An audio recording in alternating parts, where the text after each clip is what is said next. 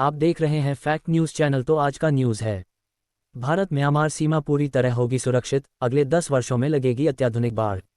देश की सुरक्षा को और अधिक मजबूत करते हुए भारत सरकार ने एक बड़ा कदम उठाया है।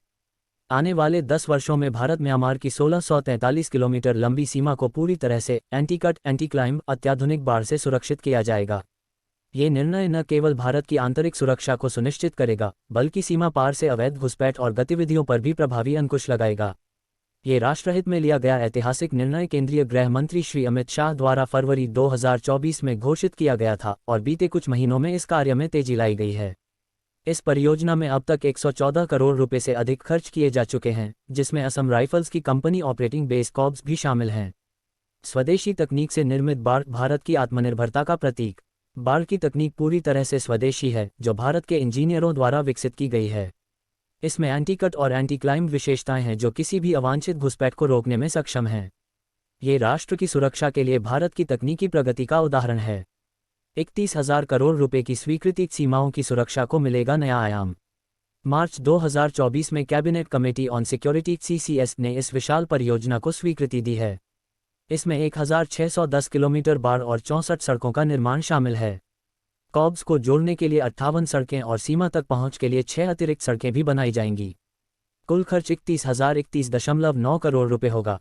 ये परियोजना न केवल रणनीतिक रूप से महत्वपूर्ण है, बल्कि सीमावर्ती क्षेत्रों में विकास की दृष्टि से भी फायदेमंद होगी। कुछ क्षेत्रीय संगठनों की आपत्ति पर राष्ट्र की सुरक्षा सर्वोपरि। हालांकि कुछ स्थानीय संगठन जैसे कि नागा और कुकीजो समुदायों ने इस पर आपत्ति जताई है। उनका कहना है कि यह सीमा पर पारिवारिक और जातीय संबंधों को प्रभावित कर सकता है। लेकिन भारत की संप्रभुता और सुरक्षा से कोई समझौता नहीं किया जा सकता। फ्री मूवमेंट रेजीम (FMR) का पुनर्निर्धारण, सीमा पर सख्ती जरूरी। भारत और म्यांमार के बीच अब तक बिना बाड़ की सीमा रही है और 10 किलोमीटर के भीतर आने जाने की छूट FMR दी गई थी। परंतु मणिपुर में हुई जातीय हिंसा और सीमा पार से अवैध गतिविधियों ने यह स्पष्ट कर दिया है कि समय की मांग है कि इस व्यवस्था की पुनर्रचना हो। गृह मंत्री अमित शाह ने 1 मार्च को निर्देश दिया कि हर सीमा पार गेट के दोनों ओर 10 किलोमीटर तक बाड़ लगाई जाए। रिवाइज्ड FMR के तहत अब 22 सीमा गेट सक्रिय हो चुके हैं, जिनमें 11 मणिपुर में हैं। राष्ट्र सबसे पहले सीमाओं की सुरक्षा है सर्वोच्च प्राथमिकता। भारत अब ये सुनिश्चित कर रहा है कि सीमाएं केवल भूरेखाएं न हों, बल्कि अधिक प्रहरी बनकर देश की एकता, अखंडता और सुरक्षा की रक्षा करें।